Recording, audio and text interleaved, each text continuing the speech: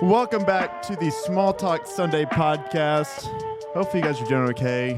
We have a big slew of topics today. Honestly, we're going to cover really just a lot of different stuff, more than I kind of thought we would cover today. We're going to cover everything from what change looks like to the importance of nutrition to whatever it may be. So without further ado, it's all your host as per usual.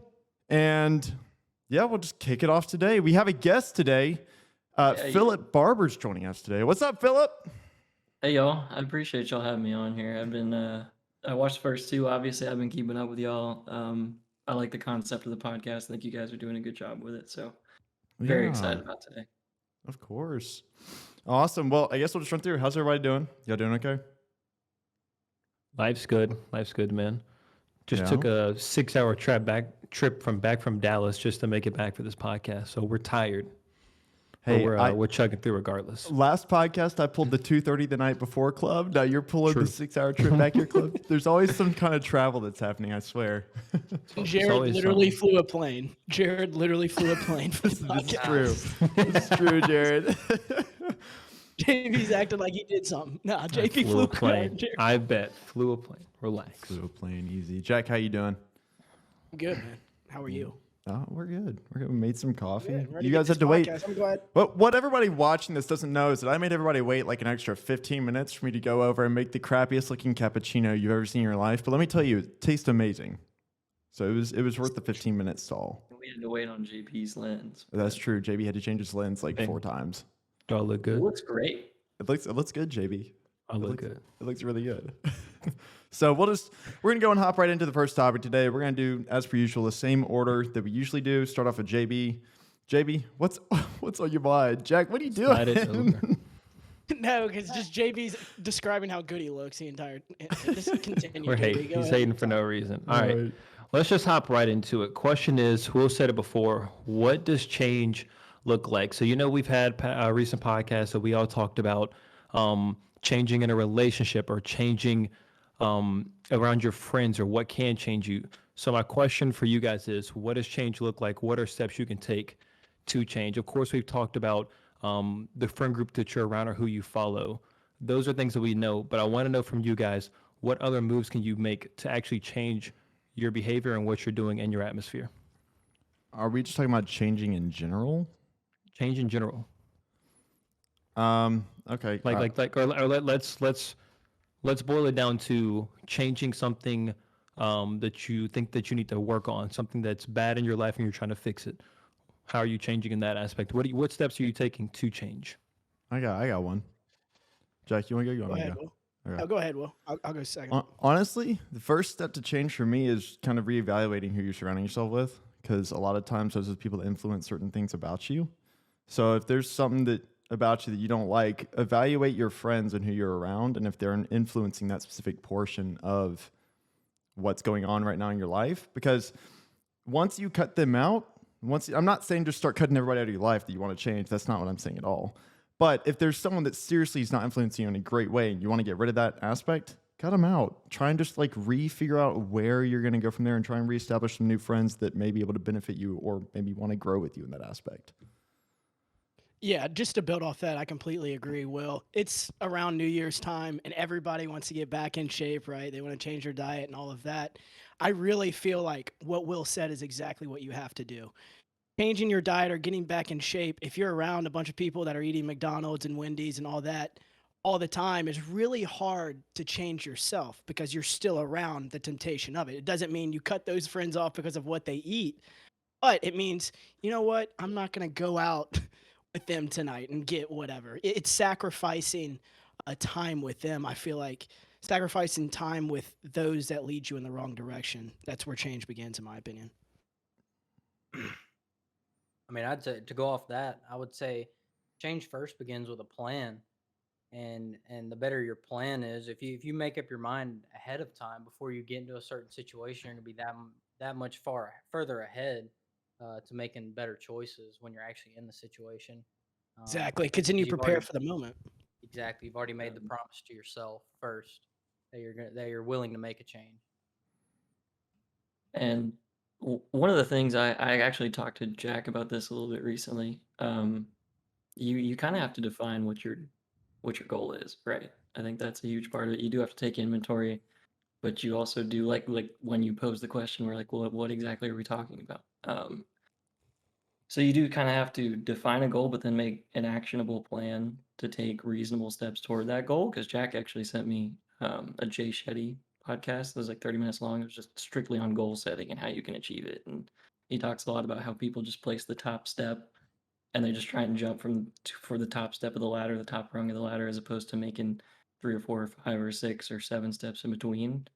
So I think making it an achievable goal is also a huge part of it. Oh, that's You're so true. That's so true. Philip, even setting like following what you just said, that's a great great response. I agree completely.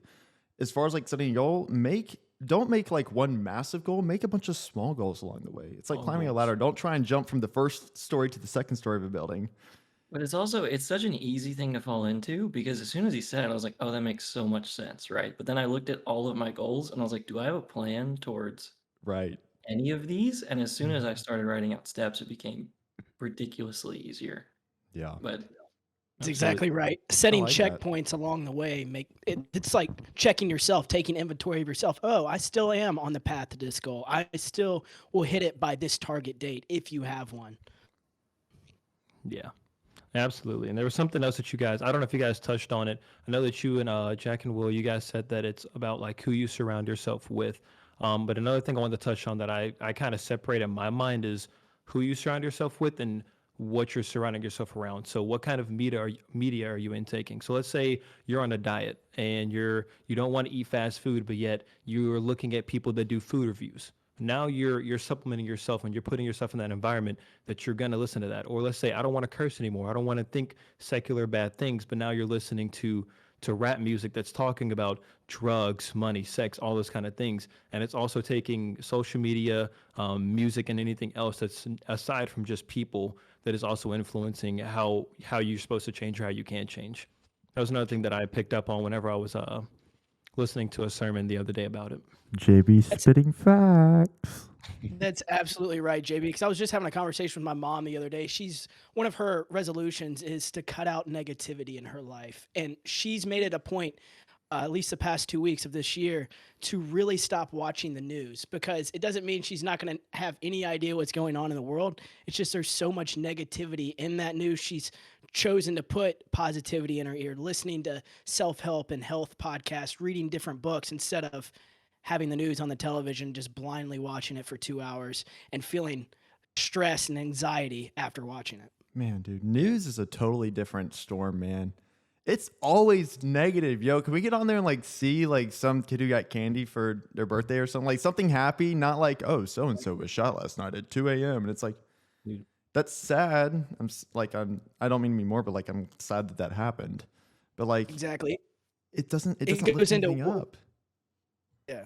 It goes into what we were talking about last week with social media. It's what sells, and what's selling on social media and the news networks right now is negativity, and they're trying to get the most eyeballs they possibly can, and that's what does it, unfortunately. Right. And it's feeding the emotions are typically how a lot of that stuff works, right? If you can target someone's emotional side, unfortunately, that's one of the things, that's what you do. That's just how you hit somebody, and that's how you keep them trapped in there, or at least engaged with the content. It makes them feel some kind of way, right? Yeah. I think one of the things too that Jared said maybe a week or two ago when you guys were talking about being in, I think one of JB's goals is to be able to recite scripture this year when people ask him about things that are going on, you can be able to bring something up. And Jared was talking about the importance of grounding yourself in scripture, having to read it every day. It's the same thing. It's all about what you're putting Yep. in your mind first. Also, like if you're watching the news and then going to read your Bible, you're putting yourself in the wrong situation first as far as priority level goes. Right. Exactly. There was a guy that I know who's in this Bible study that I'm part of, and we were actually talking about something very similar to this. And essentially, like, you wake up in the morning, have your devotional time, read the Bible, pray, whatnot. Whenever he first started doing it, he actually woke up and he would like make coffee first, then he would go do it. And then he became more dependent and realized, oh, this is more about me making coffee in order to be able to read the Word of God. Then he got up in the morning, he started doing water before he read the Bible. And he's like, now I'm being dependent on the water to get me up to go and read the Word of God. He's like, now you have to force myself to read the Word of God first before anything else, because you don't need anything else to fulfill you except for that. Exactly right. Yeah. I mean, that really just goes back into what we were just talking about earlier about having discipline and putting those things first. That's the first thing you want to do is that I want to read my Bible before anything else. So that's the discipline that you have to have in the morning in order to make that change. That it's not, like you said, that coffee or the water that's making the change. It's the most significant small thing every morning is I don't need that coffee. I don't need that water. What I need is the word of God before I start any day. So yeah, it really just ties all the way back to what we were talking about. Yeah, man. Absolutely. Is it? I go next, right? Yep. Okay. All right. I'm sorry I didn't add this in the notes, by the way, guys. I had it written down on like my little scratch book I Oh, keep you're good, bro.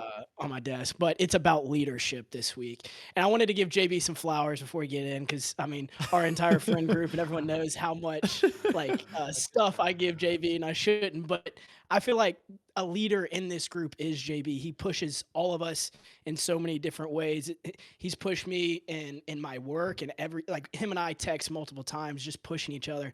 And I think the definition of a leader is JB. And Josh, I just wanted to pose a question to you. What 3 characteristics off dome do you think of when you think of a leader?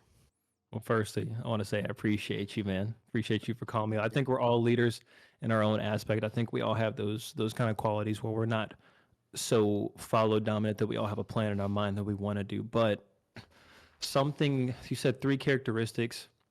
Yes. One I can give off the dome is courage.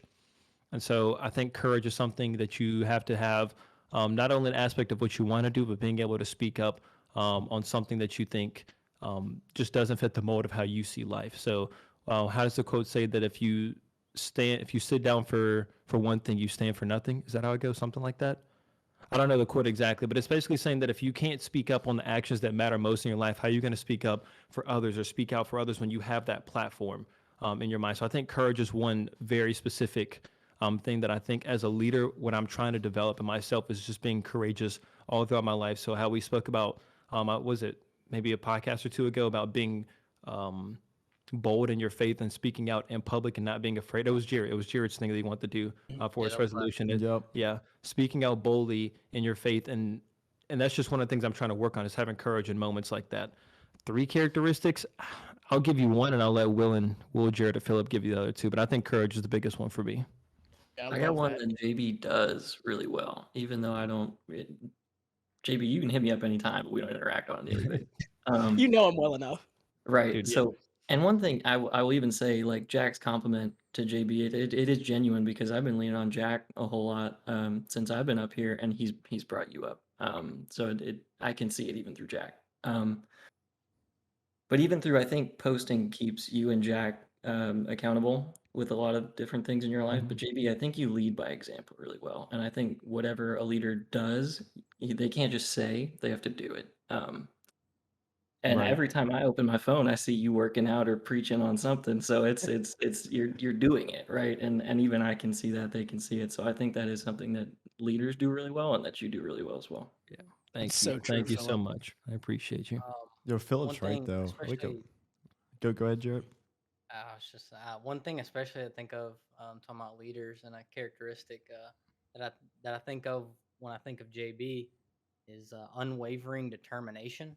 You know, you have a goal in mind, and then you're not gonna fall off the path. A good example is like when we used to go on vacation or anything like that. JB would always make a point that he has to work out or eat healthy or whatever it may be. That it wasn't just gonna just go on the back burner just because we were on a vacation. So that really stuck out to me.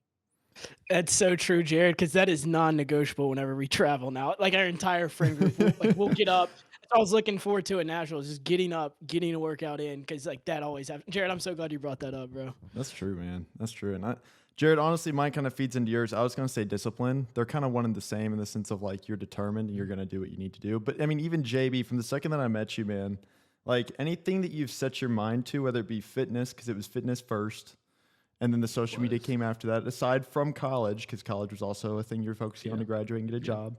Like you always stay focused. You always have the goal in mind. You're always working towards it, right? And yes, there may be distractions along the way, but through the distractions, you continuously stay focused on what you want, right? You know what you want, you're going for it. And that's something that a lot of people admire about guys, Because not there, believe it or not, we have us five awesome guys right here. There are a lot of men out there that don't have those key personality traits. Yeah. Right. Those are all good traits, guys. I love it. Courage, lead by example. All of it, man. Appreciate it. I appreciate all the compliments boosting me up, but you guys have those same qualities too. I've seen it in all of you. Leading by example, word of determination. This is why I surround myself with guys like you. People always ask me like where do you get your main success from? And like a big thing that they don't talk about is that, so you guys don't hear it a lot from me because I don't speak about it a lot, but I had a conversation with my uncle, and maybe a little bit controversial. So if you want to cut it out, well, you can cut it out. But something that I get a lot of questions from my family is, how do I handle being a black person in like a predominantly white area? And the thing is, I tell them is that I have such a great group of friends that I never have to worry about being in an uncomfortable situation. Like, you guys make me so comfortable. So even though I was brought up and there weren't a lot of people, I guess, that look like me in my area, I was always comfortable. I was never felt like I was out of place because just the way you guys made me feel. So I think all of you deserve your flowers, and being leaders and setting by example and showing just how great you guys are and great friends to me as well.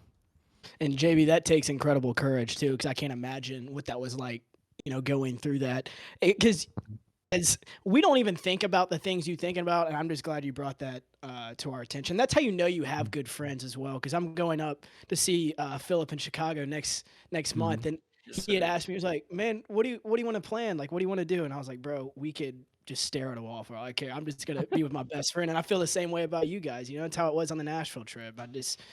You're exactly right as far as our friend trip goes. And JB, the only thing I have to say, instead of flowers, can I have an edible arrangement? I'd like some fruit instead of a flower. Do you want the fruit one? Yeah. Like I want can I like strawberry, watermelon, some mango? I won't lie, those are expensive though. I don't know if those are expensive. You're a leader, JB. You should have the cash flow for this. JB, you're a leader. Well, you should just set the example. Lead by example and throw your card down on the table. I'm waiting. Oh man, that was really good, guys. That was really, really good. Well, since you're getting a fruit basket, Will, from me to you, tell me, leading into your topic, what is your big importance on nutrition? All right, tell me all about it. Yeah, so guys, like I said in the beginning of the podcast, we're covering a bunch of different stuff. It's not just one thing that we're hitting, and the reason why I put this in here is because specifically this past week, I received a lot of questions from friends of mine and extended friends of theirs about nutrition.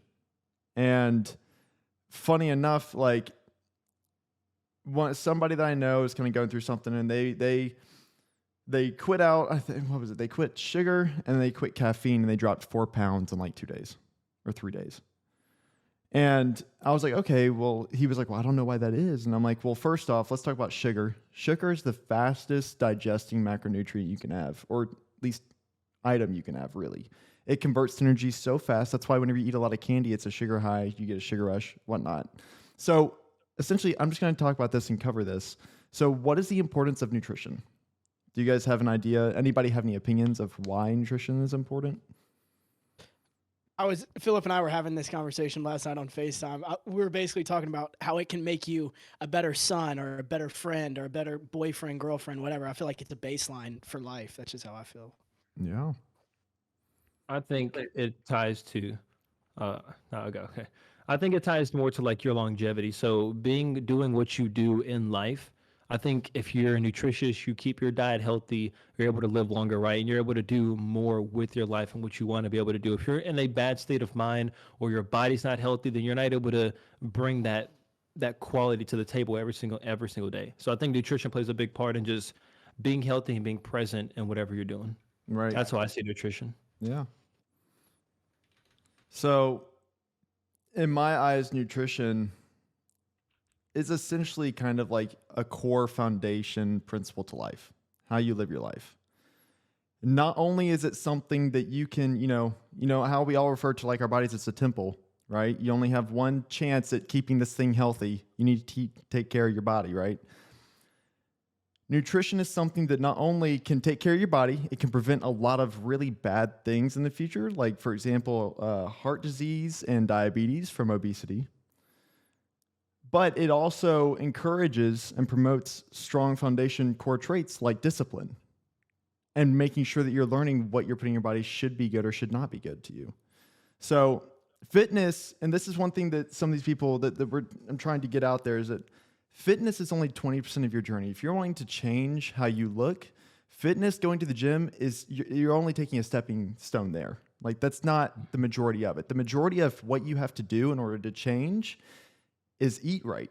You know, abs, for men, abs are not made in the gym. They're made in the kitchen. You have to know how to eat. And with that being said, eating is not super, super easy to learn super fast, but it doesn't have to be super complicated either. So you'll go online and, you know, you can go on YouTube and you'll see all these ads for do my plan right now and drop 40 pounds in 20 days. And like, yes, you can do that, but that's not necessarily the healthiest if you're not doing it under some kind of doctoral supervision. Is that a doctoral? Is that a word? It sounds like it works. It sounds like it works, right? So the biggest takeaway, if you're going to start learning about nutrition and really breaking down how this works for you, is just look at calories in, calories out. How much do you eat in a day? How much do you burn in a day? That's all you have to figure out and calculate. And in order to figure out how much you need to eat in a day to maintain however you are, there's a super simple formula. I can't think of it right now off the top of my head. Just Google it up. And then all you have to do to track your calories of what you eat, you just go download MyFitnessPal. It's an app.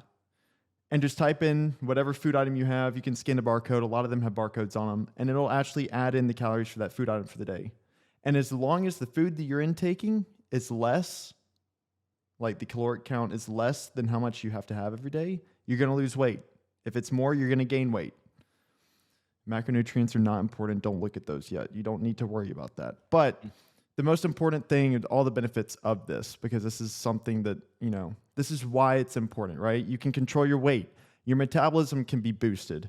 Your bone and muscle health is improved. Bone especially, because bone density is a super important thing, right? Whenever, you know, MMA fighters, whenever they're training for a fight, they'll hit really hard objects just to kind of microfracture the bone so that way it builds back up stronger. Mobility for your body. As you get older, we get kind of rickety and things kind of don't work quite right. If you stay moving, you'll be good to go. Protection against various chronic diseases, younger and healthier looking skin, the release of endorphins, which is a huge thing that ties into a lot of episodes we've had in the past, which goes into mental health. That's the exact reason I started, was mental health. And you and I were talking about this around New Year's. Will, we were neighbors for years on end, and finally, after a year of being your neighbor, going in, you know, we'd watch class and stuff together, and I'd see you be meal prepping and stuff. I finally changed my diet that junior year of college, and it completely changed my life. It changed my decision making. It changed my workouts in the gym. It changed how I showed up and was present. So I'm just glad that you brought this topic. And I feel like the biggest misconception about dieting is doing someone else's diet. Like you were saying, you see all these plans all over the internet. It can be overwhelming at some time, but I enjoy my diet. My diet doesn't work for everybody, and neither should yours or anybody famous or anybody else's. You have to find what you love. And I feel like that's the misconception about dieting. What do you think like the biggest misconception is, Will? Honestly, the biggest misconception about dieting, I think the hardest thing for a diet, you know, people usually say, you know, you don't want to be too restrictive on your diet, right? And yes, that is true, but you also have to give up a certain amount of things in order to achieve what you want to achieve. So the best diet is one that you can follow, but is not one that's built around sugar or built around really bad foods, right? I think dieting itself, a lot of these fads that pop up, like go gluten-free, go do all this other stuff because it's really great. Cool, that's great and all, but understand, like, if you can actually eat those foods, you can eat bread. I can't eat bread personally. I can't do it. My body doesn't process it. If you can eat it, you need it. Doesn't mean you have to have a lot of it because it is dense in calories. But you need to have that food. I think a lot of the fad diets don't really work because people will go keto, they'll cut out all these carbs, and this is macronutrients, not what you need to really worry about right now.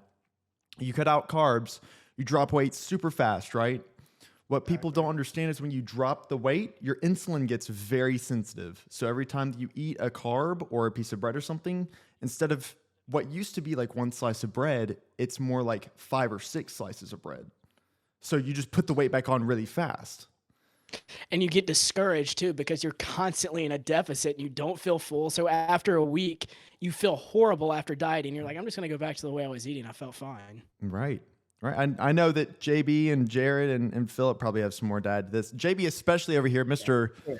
215 pounds of just pure muscle. I am Jack's straight. over here Take washboard that sweatshirt off, abs. bro. What? No, sir. No, sir.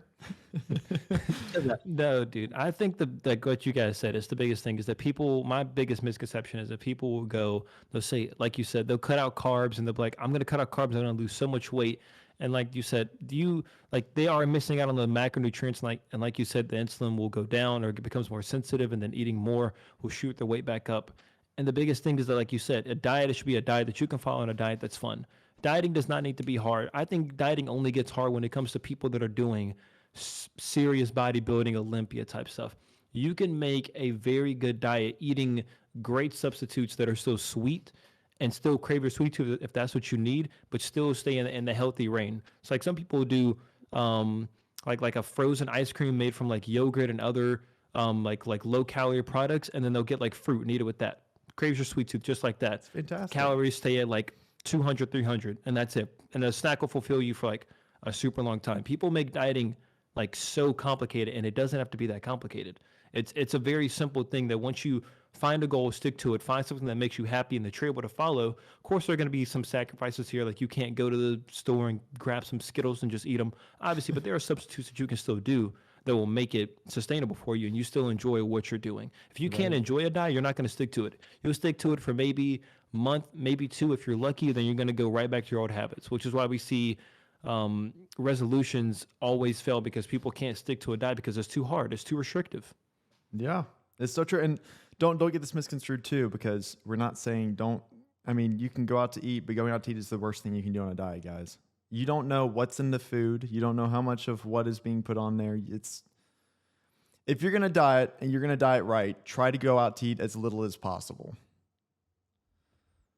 Please do. Yeah, please. Because like the calories that they're telling you on that menu are not to a T. There are a lot of things that they can throw out that they don't tell you. Like the oil that it's cooked in can add so many calories that they don't even add in, and they don't have to add in. Technically, they can just give you a calorie count, and whoever's verifying the restaurant will be like, okay, sure, this sounds like a viable number, and they'll just move on, and you don't really know exactly how many calories you're getting, which is why they said earlier I get so particular when it comes to going out of town about what I'm picking to eat and things like that, because I try to stay on my diet as strictly as possible. I will say that I'll let Jared and Philip speak out of this because we've been talking for a while. But I will say that you don't have to be so honed in. Like come around Christmas time, Thanksgiving, it's okay if you have like that one day where you binge a little bit or you eat a little bit. It's okay to have a little fun. One day of eating isn't going to throw off your entire progress, but it's still.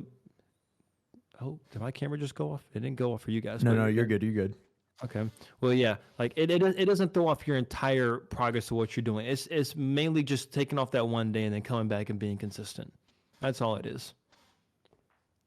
Here, go ahead. I gotta plug in my computer. I'm gonna turn my camera off for a second so I'm not distracted. Y'all. Okay, I'm just. I want to hurry Go ahead, up. Jared. I don't have much. Jack was speaking on that, then I don't need to be following, other people's specific or nutrition plans. But honestly, I just followed JB's whenever I was in college, and I kind of just kept doing that. So I'm not really a nutrition nut, and that's probably why I don't look the best. So But I think you're fine. But listen, you have been making some changes you've been recently killing it, since you started getting back into the gym. Exactly. You stopped eating out and doing processed food. You started cooking your stuff, which is a big step. Like Will said, it's a big step that a lot of people need to be doing. right. Changes everything. Yeah, you're not a nutrition nut, but you're taking steps in nutrition to make sure you're still healthy. I Right. follow these guys, so y'all should listen to these guys. Yeah, and they should listen to them because I don't count my calories or anything. It's just my diet's real simple. Is it real or is it not? If it's like made by the earth, I can eat it. You know, if it's not, then just don't High eat quality foods are where it's at. And another thing to think about this too, right? So we're talking about nutrition, diet. A lot of this ties into discipline, like we were talking about earlier. Key traits that build into your life. Following a diet, you have to have discipline, which then will carry over to other areas of your life too. And once you start to follow the diet, it's not going to be easy on day 1, day 2, day 3, the first week, the first 2 weeks, however long it is that you have to get through that first period. But once you start eating well, you're going to start looking good. Once you start looking good, you're going to start feeling good. You know the saying, look good, feel good. And once you feel good, you're unstoppable. Exactly. And you get to a point where you're like, I can't imagine even going back to eating like I did. Because you'll binge on one thing. You're like, God, I feel terrible, like, for the next 24 hours. Like, for example, I sat down and had an entire bag of Flamin' Hot Cheetos yesterday, not like a little bag, like a family-sized bag of Flamin' Hot Cheetos yesterday. And all afternoon, I felt terrible. My mood was horrible. And even this morning, my workout was just bad. And I just put myself through an hour leg day and just cried the entire time. Oh, man. I will say, though, once you switch, your body really won't crave the old food as much as you thought you would. Like, just drinking, I started drinking a lot more water and less, sweet tea and other stuff. And I didn't even, like, every time I want to drink now, it's just, I want water. I don't even want sweet tea or anything else. So, Yeah, like soda's like almost repulsive now. Like, I don't even want to go to the store and I go through a drive-through. If I have to go through a drive-through and get something, I'm still gonna get a water, just because I don't want to go get a Coke or something. You sure you're not gonna get a lemonade, no ice? I might. JB, you're getting flashbacks. I was talking about those Cheetos. I was. Yeah, because you've seen me sitting on my couch eating them so many times. Come in at 12 in the morning. I see Jack, feet kick, sprawled out. deep in his bag of chips. Hey, Cheeto dust all over my hands. It's gonna be as bad as Mr. Dodrell with the Takis, though. Oh my god. No, see, that's bad. Dude, Takis are different, man. Yeah, they are different for sure. But the last point I want to hit here before we wrap up this specific little topic, we move on to the next one, which is Jared's, is now we've already kind of talked about nutrition, how important nutrition is. Now we're going to talk about the workout, the gym. I just want to iterate to anybody out there, you do not need a gym membership. You don't need to go and pay $60 a month, $20 a month, whatever, to get started in fitness. All you need is just about, I don't know how tall you are, 10 feet by 10 foot space area maybe. Go find a local park, get on some grass, touch the ground, touch earth, and just do some exercises there. Look up YouTube videos. I mean, you can at least start by just doing push-ups, sit-ups, and I don't know, someone else want to suggest something? Dude, from my perspective, I tell this to my mom all the time, and she's finally taking that leap this year. It does not take a lot to start. For any of you that have social anxiety or things like that when it does come to the gym, because I know a lot of people think all eyes are on me, I'm new in the gym. Nobody is looking at you in that gym. If you have social anxiety, I get it. You may not like being around people because you have those thoughts. I'm not inconsiderate to that fact. So do yourself a favor. Go in there for 5-10 minutes. If you can't make it past that, leave, try again the next day, and keep building yourself up until you can stay in there for a longer period of time. At the end of the day, it's the fact that you're showing up each and every single day. You don't need, you don't need all the crazy equipment. You don't need all the crazy new fad workouts. There are plenty of things out there that you can do that are very simple. If you want to go in there and walk on a treadmill, everybody is more than happy to see you get in there and walk on a treadmill. We just like seeing people show up to the gym every single day and bettering themselves. That's all we love to see. Hey, and if you guys see me in the gym, just be aware. I will talk your ear off if you say hey, or if I say hey to you. All these men right here can attest to that because I just talk like crazy. So if I see you in the gym and it's your first time, second time in the gym, you already know I'm gonna be sitting over in your corner cheering for you. Yeah. So if we go to the gym with Will, a 45-minute workout's now 2 hours. This man's not wrong. He's not wrong. No, Anybody who knows me can attest to this. That's everybody in the gym. Like, if I'm halfway through, go ahead, Jared. I was just saying, we were like, come on, Will, come hit your set. We're ready to go to the next workout. Will says he's coming. We look back. He's still mid-conversation. We're like, all right, we're just going to Will walks back over. Y'all done with this exercise? Yeah, man, we were done about 30 minutes ago. I was just inviting Johnny to the barbecue. One of the things I did want to add to that point where JB was talking about social anxiety in the gym is there's a huge, it takes a lot to get yourself to sit. Oh, there goes JB's camera. Yeah, JB zero dark 30 over there. Hold on. Well, that thing's ditch. It's the lens. It's the lens. Zero dark 30 on JB's end, zero dark 30. Take the lens off. It is strictly just dead. So I didn't get the But- chance to charge it before when I got home. I One told you of- I got here like 5 minutes before we were ready to shoot this. How 'cause I dare was in you, JB? Texas. My laptop almost did the same thing. But one Phil, of the continue things with your point. to, We'll to just let continue just with let- what I Go was on. saying, is that there's a huge amount of progress that you have to realize is there, because if you're walking in and you're amongst a bunch of people that you don't even feel comfortable being around, if you can get to the point where you can finish a workout and then maybe you know one of those people, and then not only did you finish the workout, but you got in the gym and now you're 2 months into it and you're lifting 30, 40, 50 pounds more than you were at the start of it. Like there's a huge amount of progress to me. You guys are Jared, stop looking at me, bro. Dang. I agree, was not Philip. even I trying to fully make a agree. joke. Nah, look I'm at Jared. sorry. I'm sorry. I saw Jack zoom in his camera. I couldn't hold it. I'm I sorry. saw Will zooming in and I was like, it looks good. I'm gonna start doing mine. Oh, Philip, wait. I am so sorry, bro. I was not even trying to make a joke or anything. Well, I was know just I trying know to- that Philip liked it whenever I zoomed in on the last podcast, so I decided to do it. It was pretty nice. It was. I laughed very hard at that. Okay. Oh. Philip, I'm not touching my camera, bro. I was not even trying to be funny. I'm so sorry. I know you're not trying. I'm not mad. I just don't need to look at Jared anymore. Oh, dude. I saw Jared cracking up, and then I saw the mics or the cameras moving. Jared getting holding in over there. JB, how you doing over there? It's dark in here. I don't know. Right, life's not- rough over here, all right? You're not here I'm anymore. just letting y'all crack up over cameras while my camera can't even be on. Yep. It'd be like that. Anyway. It'd be like that. But Philip, It'd you know, be- hey, it'd going be going like back to the topic at hand, Philip, I do agree with that though. You know, especially whenever you're talking about like maybe you know somebody in the gym, even if you have social anxiety and you have a friend who's willing to even just try it with you, it makes it that much easier if you can have somebody go in there with you and try and break that ice, break that ground with somebody else. Because then it's not like you're just there alone. You have someone else Right. that you know. Yeah, no, absolutely. And I Yeah. think with just realizing the amount of progress that you can hit, like we're talking about taking reasonable steps towards goals. If your goal is to get in shape, but you can't walk into a gym, then there has to be a step before that, whether that's going with a friend or it's exposure therapy and just sitting in there for a half hour or whatever it is. But Right. you can't get to the point where you're proud of yourself if you can't make yourself sit in a gym for more than Exactly. 5 minutes, because the absolutely massive guy named JB in the corner is just cranking out curls with 95s, and you're like, That's what I'm saying, dude. He can't even turn his camera on either, though. I'm he sorry, can my crank mic was muted. I'm 95 sorry. curls. he doesn't I'm shit sorry. on He can't turn you. his I'm sorry. camera on. I'm sorry. Where is me curling 95s coming from? I'm sorry. when did that start happening? We saw it. We saw it. Philip, I think you're exactly right, man. Because this is something I struggled with moving back here. I was so used to working out with all these guys, and I'm sure you experience it up in Chicago. It's like the first time getting in the gym, like, dang, I know nobody. And eventually, like, once I got over like the first 2 weeks, I started like feeling good, like midway through my workouts. I was like, you know what? I'm gonna start talking to random people that look friendly, like want to talk. So I started making friends at the gym. Then it starts to feel like a community all over again.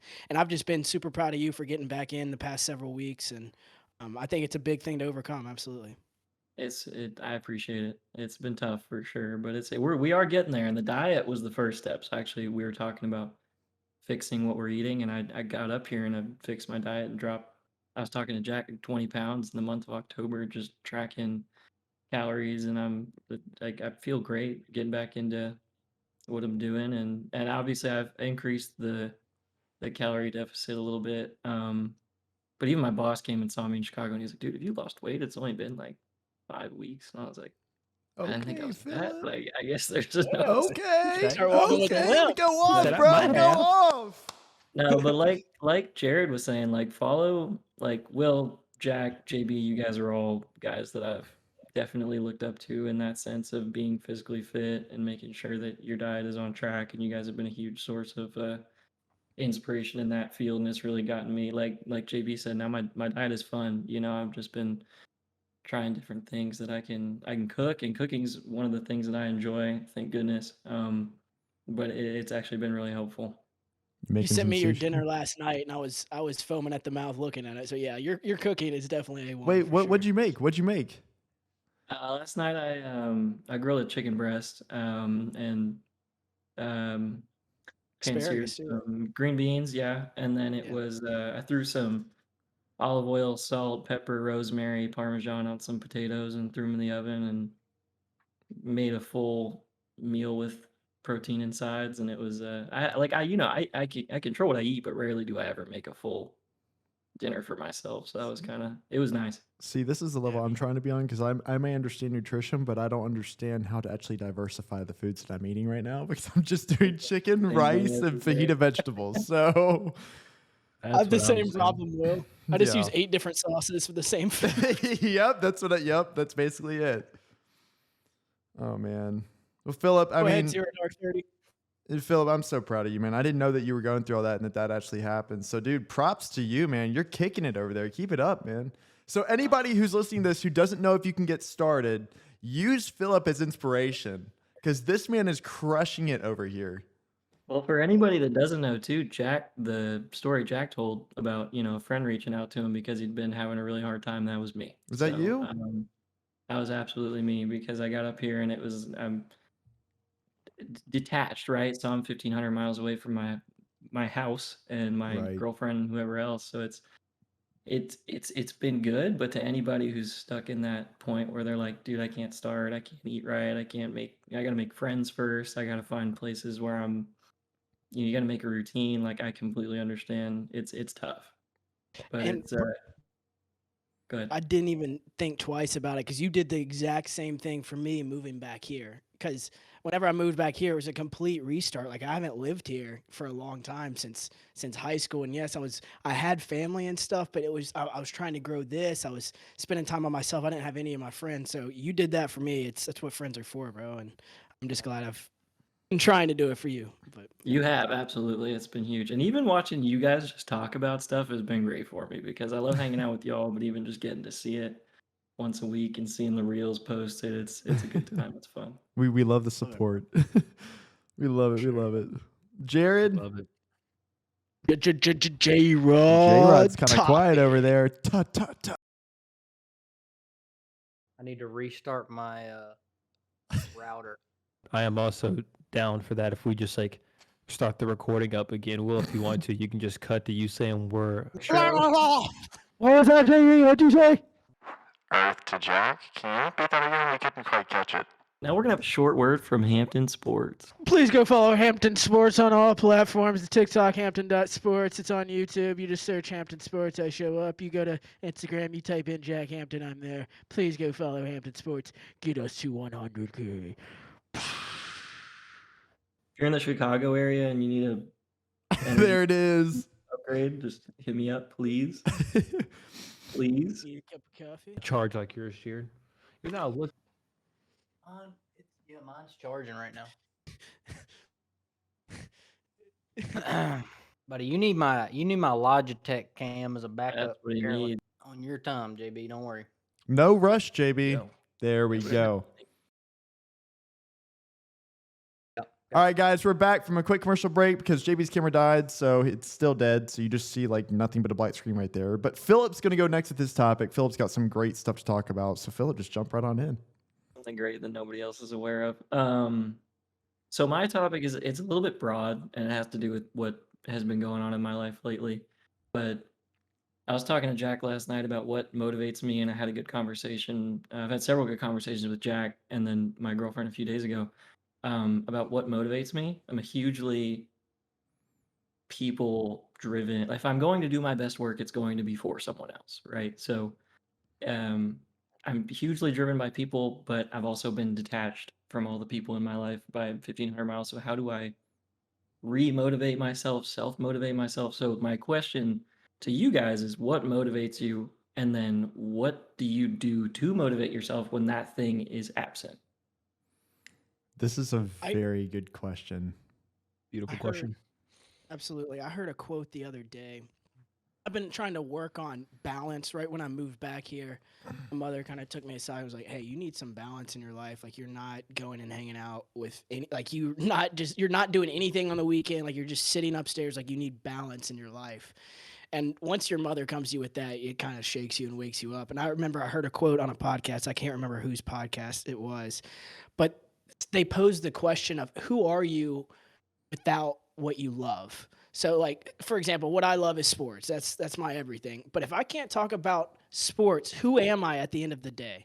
Am I a kind person? Am I a good person? Am I social? Am I not? And that's really without a foundation.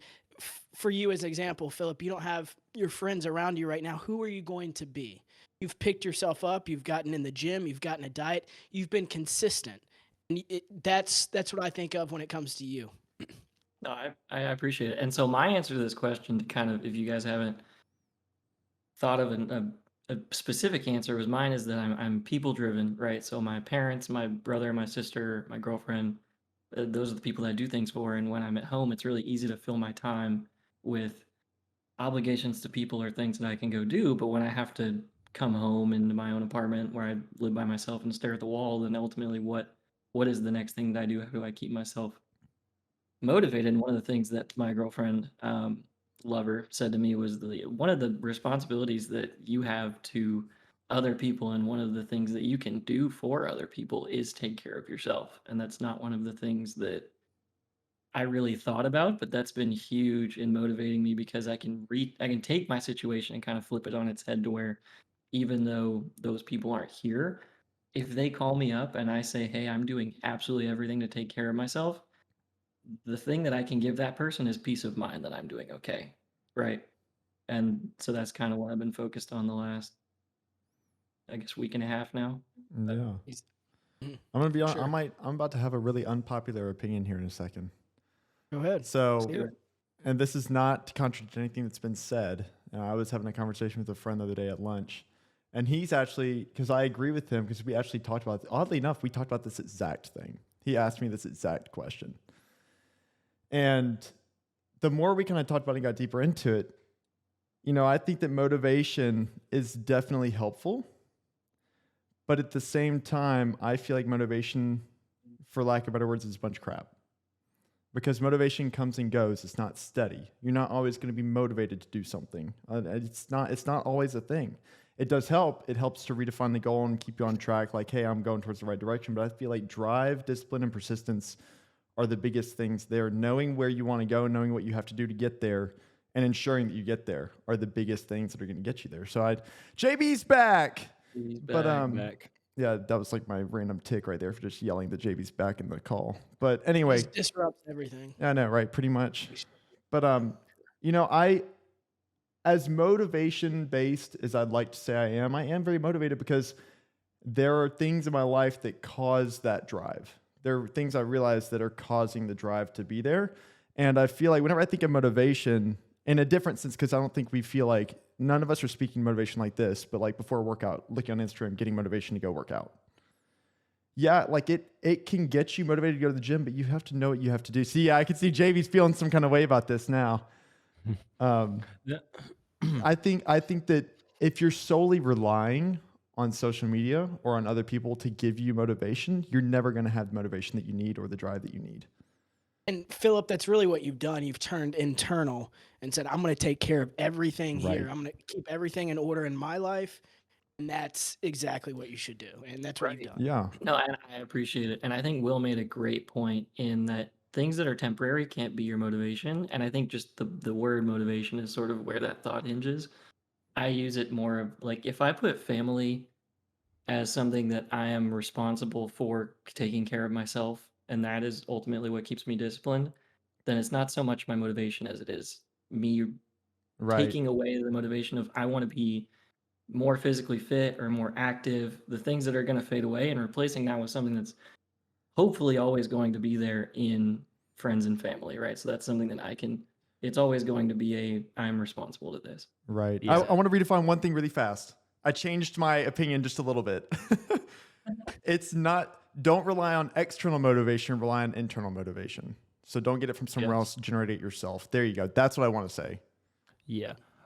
First, I want to go back to you, Jack. What you said about the who are you? And my camera just died again. I'm so upset at this because it died, so I don't want to talk. Regardless, I think that quote comes from Vic Blends. I don't know if you remember that, Jack. Is what are you? Who are you? Yeah, who are you when you can't do what you love? And so that was kind of something that he went through. But yeah, it was Vic Blends. I saw the same thing. Bradley Martin's pod. Yep. Yeah. Mhm. But to go back to what you were saying, you and Will and Philip, Will, what you said about that motivation is like it's like a load of crap. I mean, I understand completely because motivation isn't necessarily. Let me turn that off so you have to see the EOS on the screen. Motivation is temporary. It's not going to come around. You get motivation when you watch a video, but what are you going to do in those times when you don't feel like doing it? That's when motivation lacks away, and that's when discipline comes into play versus your motivation. And I think that discipline comes from what you were saying, Philip, is that you're very family oriented, and you think, what is your why? Why do you wake up in the morning? Why are you doing what you want to do? At the end of the day, you like, for example, what I wake up and I go to the gym. Why do I want to go to the gym? Because I want to be healthy. I want to be healthy not just for myself, but for my family in the long run. I want to have longevity in what I'm doing.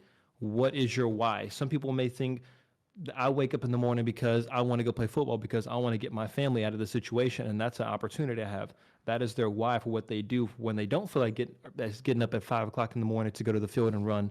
They're still getting up because my mom needs this, my brother needs this, my sister needs this. They're depending on me, and that's your why. So I think those are the three aspects that I picked up on you guys that I think I completely agree with. That it's not always going to come from motivation; it also comes from a stem of having discipline as well in what you're doing. Sure. I definitely agree with y'all's points, and I think if you when you do have external motivation, it needs to be, like they said, consistent, but like always there. But another thing with internal motivation, that the external motivation can cause internal motivation. Say like if you want to be there for your friend, your child, your family, your girlfriend, whoever, you know that you have to better yourself so you can be better for them. So that external motivation can turn into internal motivation if used correctly. That's a great point. Absolutely. That's a great point, Jared. You know, Philip's out here asking the great questions. My gosh, I feel like this is the Let's motivation, the motivation topic. Truthfully, I feel like this is such a big debate because a lot of the biggest. I feel like every time I hop on social media, and this could just be because it's tailored to my account, just because of what I'm doing on my account and the things I like and see. I feel like my feed is 90% of motivational stuff. Same. Like it's almost all constantly motivational things. And while it gets me amped up, like it lasts about 15, 20 minutes, then I'm like, okay, now I'm back in where I was. And it's what you engage into. It's if you engage in negativity, it's going to be constant negativity. But if you do it positively, even if it is, BS motivational stuff, like most of my timeline is, but that time I spend on Instagram Reels or on TikTok, I get something out of it too, something Right. positive. It's beneficial. I want to go back. I want to say I don't think motivation or the motivational videos that we listen to or that we see on our pages, I don't think they're complete like BS. Like they don't work. I don't they, either. they do work. They're not gonna be the end all be all. A motivational video isn't what's gonna get you through it. I think it helps. Cause like I mean part of my content is motivation. So I Right. think it helps, but it's not gonna be the end all be all for what you need in order to continue on doing what you want to do. So I don't want to get that misconstrued from us because we don't think motivational videos are just like they're a No. waste of time. It's a scam. Like we don't think it's a scam. It's just not going to be that end all be all for It's you. like starting the spark not to a long. fire. Exactly. Yeah. It's not long term, is all we're saying. Yes. It's short. Like JB, your content, I feel like it pieces together. If you live your life and you're consuming JB or a guy like Gary Vee or somebody like that every day, you're eventually going to take that leap of faith that you want to do or get closer to God, whatever your goal is. It's building blocks. It's not just one video. I watch one video. It's wraps, Yeah. Well, I agree. It's also an important thing to note that you do need to be like it's encouragement, right? Motivational videos are people that are trying to get you to think the right way. And if you hear enough of that stuff, we have a responsibility to encourage others just because there will be that one day when someone like motivation fails, self-discipline fails, but the one person that's there that gives that person the right word or the right encouragement can make the difference. So I think it's as much as it is temporary, it is still necessary. Like JB's saying, is we don't. It's not the thing you should base everything off of, but it really can be something that gets you through that one specific moment that something can hinge on. That's true. I mean, even just the word encouragement, like motivation and encouragement, they definitely go hand in hand. Phil, that's actually a really good point. Both of you guys, actually all three of you, all four of you guys, everybody but me. That's a good point because I mean, motivation and encouragement do go hand in hand, and I mean, even just taking from that perspective, like being a time whenever before I started working out, like I I saw something on social media and it sparked something in me. I was like, I want to do that. And I started to look at that a little bit more. And then before you knew it, the algorithm figured out what I liked pretty fast. And but you know, a lot of the motivation that I had, or the drive behind it, was fueled from other things. But I think that the encouragement of constantly seeing other people doing that, and me being like, oh, I want to do that, or I want to be like that. It's kind of like your friend group, surrounding yourself with people you want to be like, surround yourself with things you want to do, or other people who are doing them, and figure out how they're doing it, learn from them, and then apply it to your life. Exactly. I Absolutely. think sorry to make this a huge philosophical POV, but I think it all boils down to whether it's motivation or encouragement or drive or determination, it all boils down to love or hate, and you shouldn't be driven off of hate for things. You'd be driven off of love, and there's only one source of constant love, and that's God. And I think if you base your drive on something earthly, not only are you going to lose it in the long run, it's not, things of this world are going to pass. Yeah, it's your drive should be greater than anything this world contains. Um, but you're just going to be left unfulfilled. And there's only one thing that can fulfill you, one love that can fulfill you, and one drive that can fulfill you, and that's greater than anything in this world. I just wanted to add that piece in. No, I agree, because I think what you said, that what's going to fulfill you, or what's going to make you feel like you have purpose, um, it's not going to be in worldly things. And that's not to say that you can't desire worldly things, because God will give you some of your deepest desires and things that you want, but that shouldn't be the sole focus of why you do what you do. It shouldn't be just to achieve that and then I've reached the end goal. I win at life. That's not the whole purpose. There's a bigger purpose in like what you said, like what God has for you and what's actually going to fulfill you, versus just saying, oh, I got money and I'm rich and now I'm happy. Like it's not going to fulfill you. It's not going to make you happy. It's exactly what you said. I think you can't see me right now from over the mic, but I'm smiling. It's true. I think I fully that's a agree. perfect segue if y'all are ready to. Yeah, J Rod, let's get Jared, it. let's go into your- J Rod's let's go into your topic. segment. Go ahead. And this is kind of broad. We can make it more concise if y'all wish. But I notice when I'm scrolling through social media or TikTok or whatever it may be, I'm always getting, whether it's ads or somebody talking about it, money making opportunities and how to get fast money, or presenting lifestyles, especially to young men, that you should strive to have, what Andrew Tate has, or XYZ, Logan Paul, or anybody, somebody high up, high status. This is what you should strive to be, with a lot of women and money and cars and the whole, you've heard it before. Um, and I think a lot of this fast money lifestyle, there's two criteria, I believe, that make up quote unquote fast money. And that's one, it's immoral or unlawful. So theft, sex, you name it, drugs, whatever it is, immoral or unlawful. Or two, it's not perpetuating the world forward. So like drop shipping or copywriting or all this other stuff that's presented to us as great ways to make money quickly with little to no effort is not going to help the world in the long run. You going on, you making your drop shipping website to sell an AliExpress item that was made for $3 and selling it for 13 and snagging the profit. You're not doing anything to advance the world. You're just snagging up, you're just the middleman without even really being doing the middleman work. Right. So So there's I just wanted to hear y'all's thoughts on that topic. no, yeah. Sorry. No, I was just going to clarify. Like, so there's a lack of fulfillment and purpose in that job, is what you're saying, right? It's not really moving Exactly. the. Well, Gotcha. lack of fulfillment and purpose for not only you but as a society. Absolutely.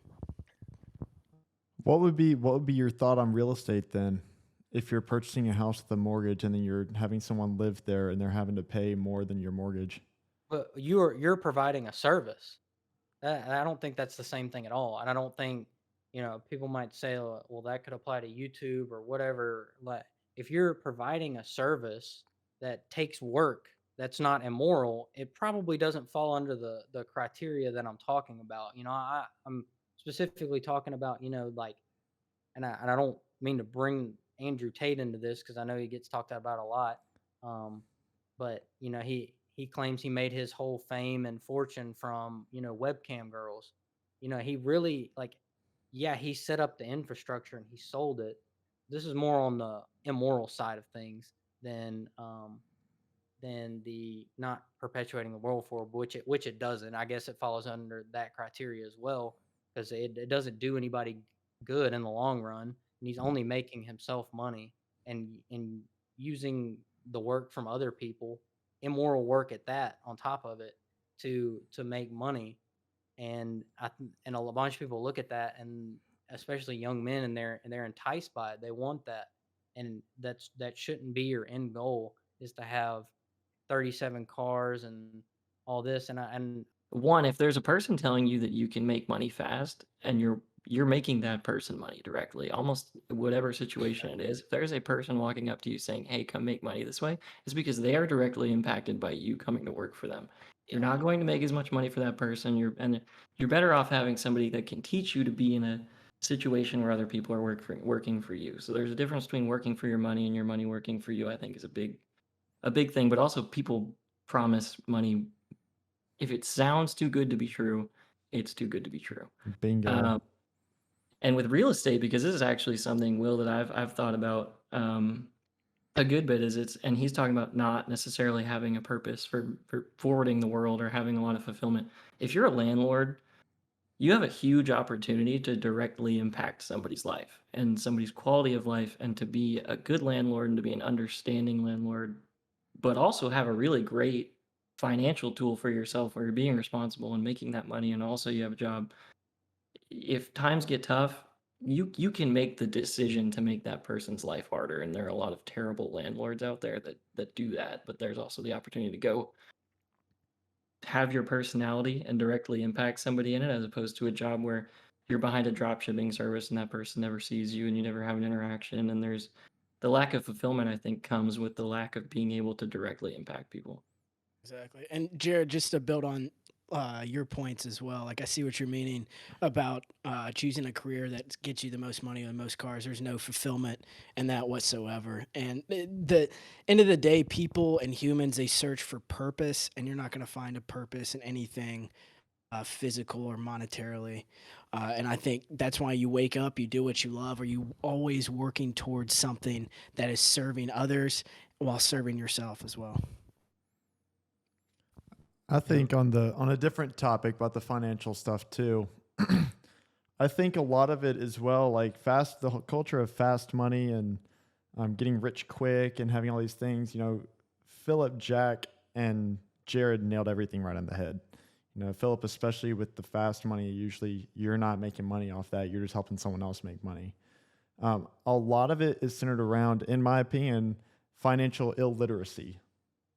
There's a reason why school doesn't necessarily teach you all of the ins and outs of things that you can really learn and do with cash, and how you can leverage it to actually utilize and actually make smart decisions. Like, there's a reason why our debt in America is so high. We don't talk about that enough. We don't. We learn the basics of it, but we don't actually learn, okay, well, if I have a credit card, I need to make sure I pay this off, because if I don't, I have a 22% interest rate that I'm going to pay on the money that I didn't pay off the first time around. So now I'm even that much more in debt,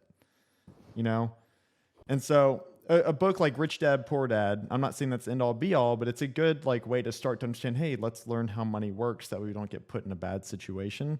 And you can actually leverage and do these things that these three fine gentlemen are talking about up here, where you can actually leverage it and help someone else make their life better. Or be the landlord, because I want to get into real estate, and be a landlord that actually helps somebody. If you leverage your money correctly, you can actually offer that opportunity to somebody. But if you don't, and you're pinched like on pennies, you're going to have that cash no matter what, and you don't have that opportunity. That house is going to get foreclosed on. So I think a lot of it boils down to also just financial literacy in our country, and how much it's just not talked about. Jared, question. So where does the concept of doing things on the stock market and just buying stocks and selling them go to? Because in the end, I don't see that propelling the world forward in any way, shape, or form. It does. Sure, it does. Yeah, it does. It You're does. investing in a company. And the company is what provides those things, innovate the world. Companies, you're providing capital to the company, Every and they are you technically using that capital to provide goods for the consumer. So I don't think that would fall into that. That You can everything that category. we also have around us was provided from a company from somewhere. And you can also choose companies that you feel like have the right ethical or moral structure, and you don't have to invest in companies that you don't believe in. And I think that if there is a company where something comes out that's hugely immoral, then their stock tanks immediately. So Yeah. it is kind of directly impacted by. It's a good point, though. I do understand. Yeah. I mean, I feel like because it can go back to like you can do things like you said, invest in moral stocks, and like I've done a lot of research on it, and those companies that have their stocks tank because something immoral happened, usually it blows over. Give it time, it blows over, and their stock goes right back up, and they're right back to the company that they were before it even happened. I do disagree with Phil on that. I think the immoral companies and all that, they're always going to do the best. I think that was kind of my point. I think that this world is going to pay you off if you're in the immoral business or the um not propelling the world forward. If you're just there to make a quick dollar and you can do it well, I think the world's going to reward you for that, and I think that's exactly my point. I think you should have a strive to do something greater than that. I You agree. should have a strive to not only impact the world for the better, but also like goes back to what we were talking about earlier, a drive that's greater than the things of this world. Yeah, I fully agree, Jared. And I mean, even just speaking on terms of like godly things, this world is really heavily based on sin right now, man. The best things, the best way to make cash, a lot of it is it's based on some really bad things. I mean, Yep. I'm not going to start listing stuff off, but there's some very immoral, very big things that I don't really agree with that's how people are getting rich quick. Of course. Right. And I don't disagree with Jared's point at all. I think that is a really good point. I just think that if you are, like, you do still have the option to invest in companies that you do believe in. But I do I- absolutely agree with Jared's Oh, point. I agree. I agree as well as that God will also shut down things the same way that He'll allow it to go. Sure. Just like whether that be countries or companies or wherever. Yep. I think God can let it go and God can shut it down just as fast. So I'm indifferent on the subject. I agree with that, Jared, that he can shut it down, and like how you said, he can shut it up or shut it down. He opens doors that can't be closed and closes doors that can't be opened. But I'm indifferent on the situation of saying you're making money in a moral way, but it's not propelling the world forward. I don't. Yeah, I, I'm I can't. indifferent I about it can't. too 'Cause because people. I can't. I'll let you go, but I was going to say you can't. I can't necessarily say it's a bad thing because just because that company or the way that you're making money is not pushing an agenda or something that's going to propel the world forward doesn't mean that there's not something else in your life that you're not doing. So like, let's say somebody is doing drop shipping, and that's not immoral for them to do drop shipping. That doesn't mean at the same time they're making money off that they're not leading a church group or they're not out in their community volunteering at things like that as well. yeah, That I'm not saying that their lifestyle behind. I'm sorry, Jay. I didn't mean to cut you off. no, I'm go not ahead. saying that their lifestyle behind. I'm only making the point that the fast money lifestyle that is um, marketed to young men is usually it has two criteria of being immoral or not perpetuating or not moving the world forward. So if somebody does do drop shipping, yeah, I'm not against it or for it. I'm just making a statement that I don't think you drop shipping is not gonna you're not gonna be the next Elon Musk. You're not gonna be helping anybody do anything significant selling $3 piece from AliExpress to me. Here's the only thing that could combat $13. with that is like, let's say that I have a goal to make a company that does do something like that, and I have to get funding somehow, and that's my quick way into it. It's like, hey, I want to make a company. Like, let's say I want to make a nonprofit. I don't have enough cash right now. I need something quick that's going to make some cash that I can actually do something for the nonprofit, right? I don't have any donors yet. So you raise the capital, you use it to market your nonprofit. You then get donors. You then stop the drop shipping. I don't know. I feel like that it can kind of change on a case by case basis depending on what your end goal really is. Like if you want to But do that's a drop shipping, separate thing.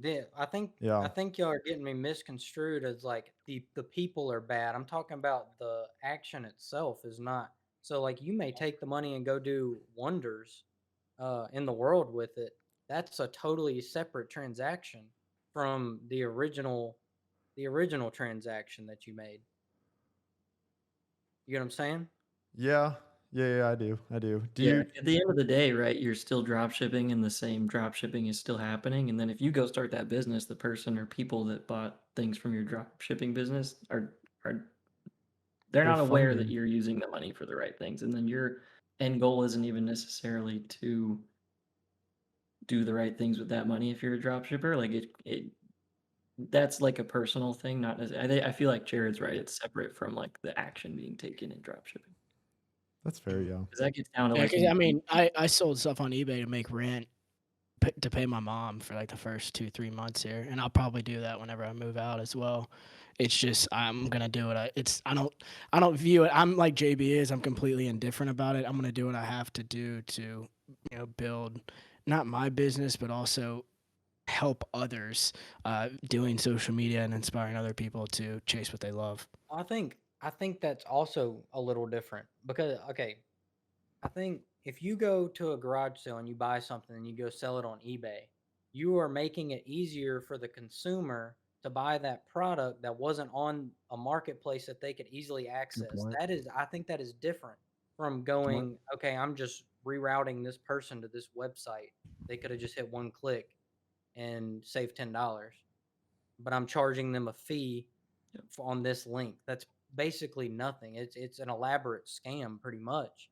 So I think that's very different as if you go buy something off a garage sale and then go sell it on eBay. That I think that's way different because you did work that the consumer may not have been able to do to get that product. Does that make sense? Yeah, I think What's your stance on like an affiliate link for Amazon then? Affiliate link. What do you mean? Like if so, like all these people that have like Amazon items, you can like put a link to an Amazon item on your profile. You click on it, and it'll take you to Amazon, and the person who put that link on the profile gets They commission did the based off that marketing sale. work. They did the marketing work for it. That's different. So that would be a moral thing. No. They did marketing for that product. They did work that actually related to the selling of that product. I don't think that's the same thing at all. I also don't think that that's like a get rich quick scheme, right? I think that's not necessarily your primary That's source of true. income. That's Yeah, just That's just true. marketing That's as a true. That's whole. true. Yeah. JB, you got anything? JV's been quiet over there. No, I'm just thinking. No, Thinking bro, deep. he's on I'm just over TikTok. here. He's I'm probably just on over here. TikTok, probably scrolling through deep Instagram. Absolutely on deep in thought TikTok. over here. Yeah, you guys look after He's his latest muted Instagram himself post. and he's scrolling. He's on Not Instagram right now. As I said, I'm indifferent about it because I don't. I'm indifferent. I still see the action that you took in order to get to another place. Like if drop shipping was your means in order to propel something else, I still don't see the harm. And I do see the harm in propelling something as in fast money is fast money is the only way to go or something like that. I do think that Yeah, in a for sure. society that we are in today, that it's a very bad mindset to have, that it's very money driven. But I think in the sense of, because I know what you're saying, Jared, that you're not saying it's the action of them actually doing the drop shipping. You're saying that it's not providing anything to the world. But I think it's more of a cause and effect in my mind is how I see it. That they used, or I guess a butterfly effect, if you want to call it, that they used that drop shipping in turn in order to then go do something different. So I think if they're not doing it in an immoral fashion, and I think if they have an end result in mind as to why they're doing it, and it's not just for money, then I'm okay with it. I don't think drop shipping is immoral. Well, I'm not. Well, that's not some. It's still moral, is what I'm saying. But it's Yeah, not. I But would agree. but in your mind, you were saying it didn't propel anything forward. It doesn't. this world. But that's what I'm saying. In my mind, I'm thinking The person who makes the money off of it and does something good with it might. I'm Or gonna. they might take the profits and do something terrible with it. That's why I'm thinking of it as a butterfly effect, a cause and effect thing, where then if the person that was doing the drop shipping in mind, his first thing was, I'm going to be doing drop shipping in order to bring myself money so that I can go use this to go volunteer in a community or something like that, then I don't think there's anything Okay, let me wrong ask you with this, JB. If I'm going to steal money from you, whether I have the thought to go give it to the homeless person on the end of the street or to go buy drugs with it, did I steal from you or not? You did. Okay. Well, so here's my thing. Would you? stealing is immoral. You pay for the item. Yeah, stealing JB is made the immoral. conscious decision to pay for the item. So did you even steal from him if he's the one that actually was like, okay, I want to buy this and bought it? This is an analogy. I'm making an analogy. Well, these are two separate transactions. Me stealing from JB and what I do with the money is two separate things. Well, I think this can also go Drop back shipping, to like you pay for the item. Yeah, You not? you make the decision to I'm not buy it. talking about. It's not. I'm not saying drop shipping is stealing. I'm saying that if I stole money from JB and I went and I took it and I gave it to a homeless person, just because I used the money for good things doesn't make the first action moral, or it doesn't change the morality or the social impact of the first action. That's my point. Okay, what are you comparing this to? What's the analogy to then? JB saying if you're making a drop shipping website to do good things with the money, then that in turn, if drop drop shipping shipping makes okay. money and money makes world a better place from this person, then drop shipping must make world a better place. I think Okay, that's so the it's jump not- JB's I think trying that's to go hard. to, and That's I not well. That's disagree. not. I technically that's what I said, but it was upon agreeing with Will, saying it's on a case by case basis. Yeah. So I think that we're making two different points because JB's making a point about the morality of like the person and the intention with the money, and then Jared's just talking about drop shipping as itself. So I think you're both. I think there's both truth make on sense. both sides. There's truth Right. on both sides. Philip, you make a good point. And honestly, I've tried drop shipping. I did drop shipping for a while. I'm gonna tell you right now, I sucked at it. I never got a single sale, but I had a tried cool it looking too. website. I think But, it's hard like, as hell, to be honest. In my mind, Jared, I completely understand what you're saying because whenever I was doing it, I was like, man, like I'm really buying an item for 99 cents and selling it for like $4. I'm like, man, this is bad. But in the other end, I'm like, well, someone who buys this item is really needing it or they want it. So I'm providing that to them. So I'm like, okay, like I feel bad, but I don't feel bad because they're I feel purchasing like the that's item. capitalism, though, because that's what businesses think- are. You're right. I don't think you should feel bad. I never said it's immoral to do drop shipping. I said that it doesn't. You're not advancing the world forward in your line of work doing drop shipping. That was my point. Okay, if you made the same money as Elon Musk made, you were drop shipping, and Elon Musk was taking us to Mars. Who is advancing the world forward more? You're Okay, both making yes. the same X amount of dollars. Sure. I fully understand that. Yeah. The money, the use case for the money it's totally different. But then you can look at like Bernie Madoff and like a drop shipping company and then Bernie Madoff. Like, who's advancing the world more? I feel like the drop shipping company is not like a Ponzi scheme. It's not. I never. But you're saying but the Ponzi scheme was immoral. That was wrong. Yeah, That was exactly. theft. Yeah, I'm Yeah. not saying drop shipping's immoral. I'm saying it's not advancing the world. There were Okay. two criteria. I don't think. I think it's case by case. I don't think everything fits both. I think it has to fit one to make up the point that I was talking about. I just don't think the world like is just like black and white. I just think it's gray. Like it's case by case what the individual is going to do with the money from drop shipping. And I don't think that stealing, like going and yanking like a ring off a grandma's finger and giving it to a homeless person is like the same.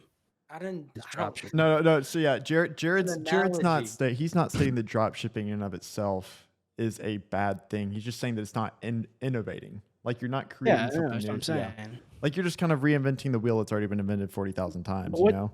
Yeah, I don't know.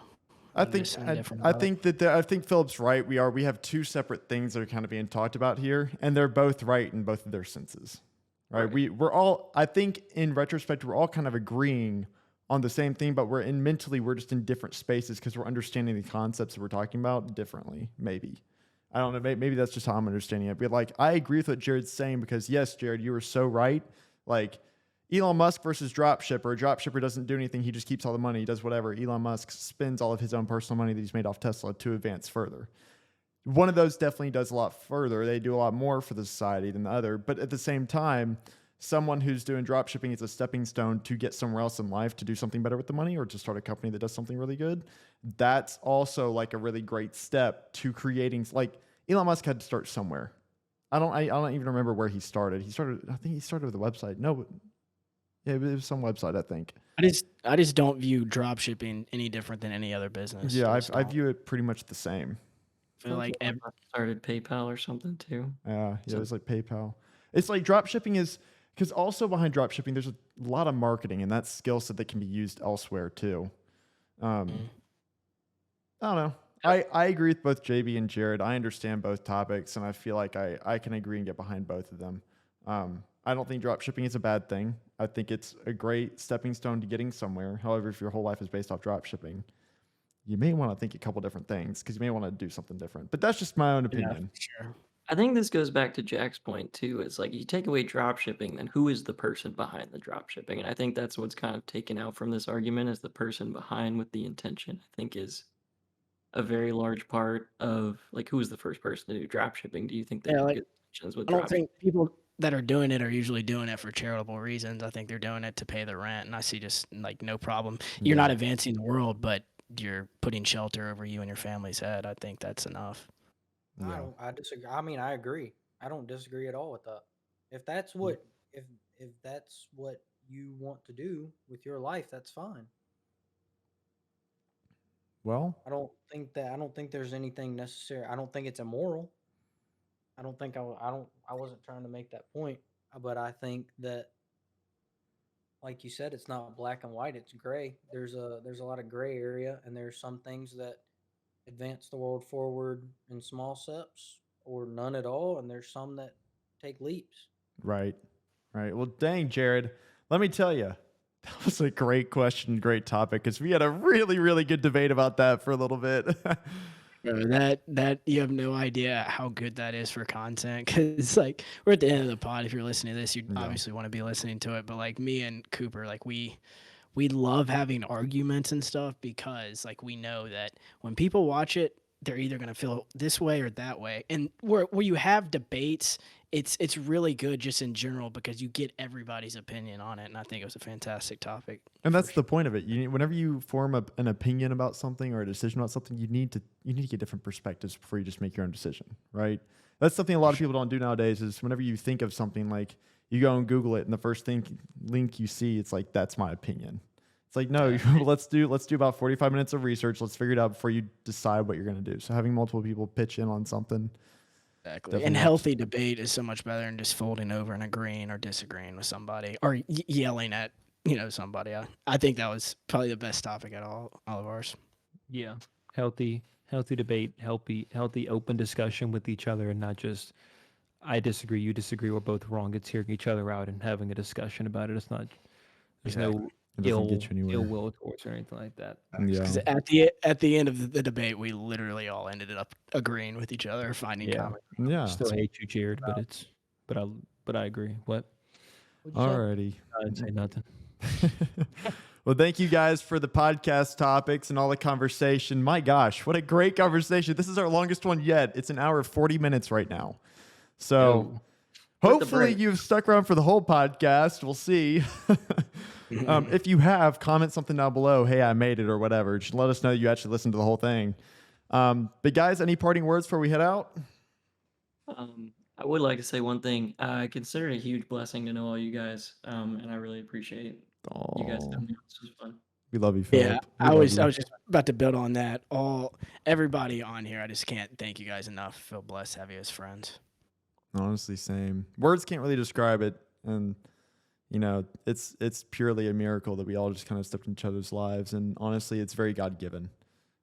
There's a reason why we were all put here together, and honestly, how we're still friends and communicating, even though we all live in totally different parts of the world right now. So You know, that's what it is. And one more thing, J-Rod, please bring a topic like that next week because that was fun as hell. Oh, I got you. I got you with fire topics every week. Dude, I bring love it, dog. bring the topics that are worthy of debate. Yeah, Philip, for sure. thank you for being a guest on this week's episode. We really appreciate it. Hopefully to see you back again soon at some point. Y'all take care and thank you for listening. We'll see you next week on the next episode.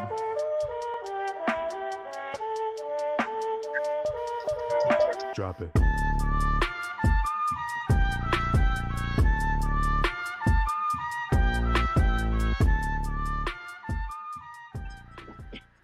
Oh god. Literally, I unplugged my USB. Like, you know what's Doing all that foolish stuff. JV, I do you like that, dude. Everything unplugged. My camera, my microphone, Yank the laptop the off mouse, my the keyboard. Everything's gone, bro. It's just my straight laptop now. I was not even plugging it in. R.I.P., man. R.I.P.